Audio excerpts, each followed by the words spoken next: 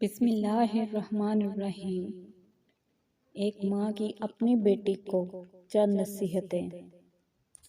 اے بیٹی، تو ایک دوست ماحول اور وطن سے دور اجنبی ماحول میں جا رہی ہے جسے تو جانتی نہیں۔ ایک ایسے ساتھی کے ہاں تجھے جانا ہے جس کے ساتھ تو مانوس نہیں۔ میری چند باتیں یاد رکھنا۔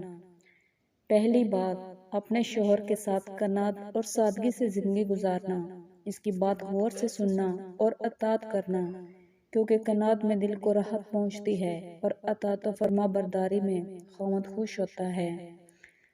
دوسری بات، کوشش کرنا کہ تجھ سے خاوند کی مرضی کے خلاف کوئی بات سرزد نہ ہو۔ اگر غلطی سے ہو بھی جائے تو غلطی کی تلافی کی بھرپور کوشش کرنا۔ تیسری بات، خوب بناؤ سنگار کرنا، مگر صرف اپنے خاوند کے لیے۔ تیرا خاوند تجھے صاف ستھرے اور مہکتے لباس میں ہی ملبوس دیکھے۔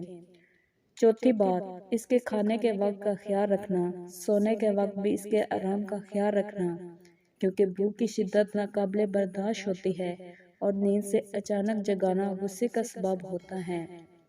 ہمیشہ اس کے مال کی حفاظت کرنا، یعنی اس کو اپنا مال سمجھنا اور اسے صحیح جگہ خرچ کرنا اور فضول خرچی سے بچتے رہنا۔ اس کے رشتہ داروں اور خاندان کا لحاظ رکھنا، کیونکہ مال کی حفاظت حسن و تربیت اور رشتہ داروں اور خاندان کی رعایت حسن و انتظام کی علامت ہے۔ اس کے رازوں کو ظاہر مت کرنا، یعنی گھر کی بات کو گھر تک رکھنا۔ باہر کسی غیر سے مت کرنا کہ یہ باتیں تم دونوں میں جدائی کا سبب بن سکتی ہیں۔ اس کے حکم کی نافرمانی نہ کرنا، اگر نافرمانی کی تو اس کے غصے کو بھڑکا دے گی اور یہ چیز تیرے لیے انتہائی نقصان کا باعث ہو سکتی ہے۔